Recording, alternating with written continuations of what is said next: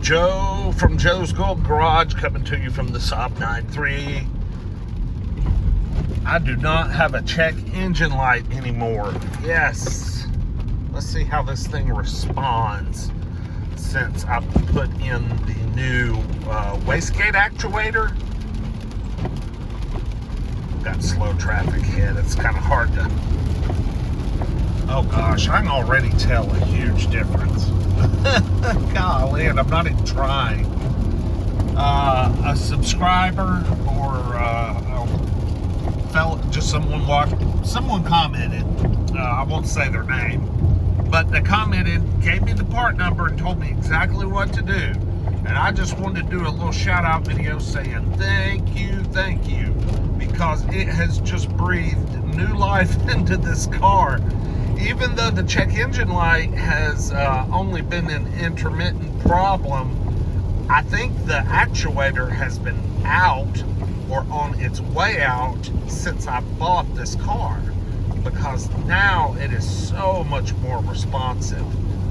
It's really kind of hard for me to show you. It's raining and kind of trafficy, but just I promise you, just trust me here, I am barely giving this car any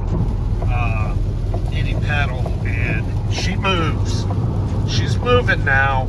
I think my turbo is spooling up just a little bit more than it used to.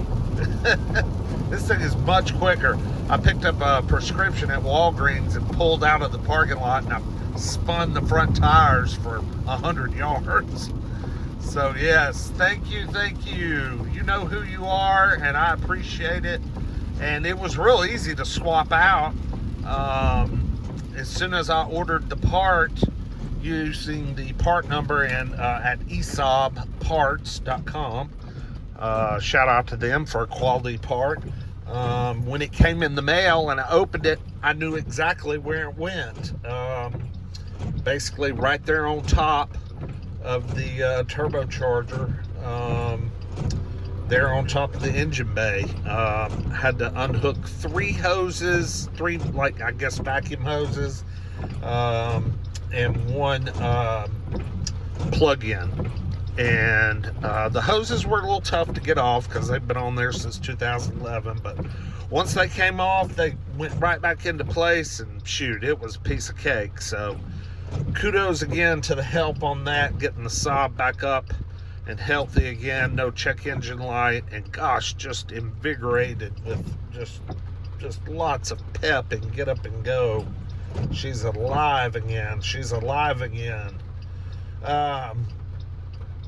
Footnote, I've been watching the Kyle Pantsis Saab guy on YouTube. If you've never seen his channel, he's pretty cool. He's got about 11-12 subscribers. He does Saab content. He buys mostly Saabs and rebuilds them, and he's working on a 2011 9.5 right now that has piqued my interest. He has now got me looking around Copart and IAAI auctions for a 2011 9.5, because I don't know why I never thought of this before now, but the insurance companies will total those cars with the slightest fender bender or very slightest body damage, because you cannot get new exterior parts for those cars. You know, I mean, it makes total sense.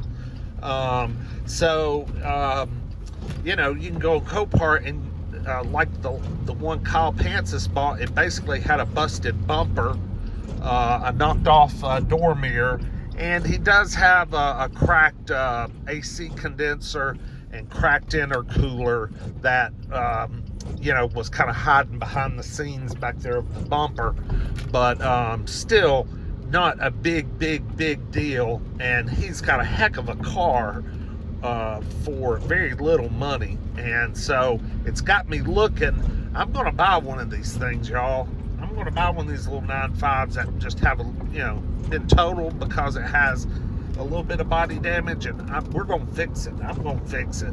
I want one of those cars. So Anyway, that's something to look forward to because I'm excited about that. So, y'all have a good one. Like, comment, subscribe if you haven't.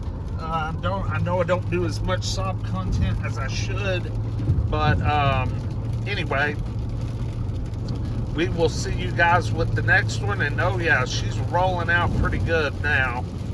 Very nice, very nice. Y'all have a good one. We'll see you next time. Peace.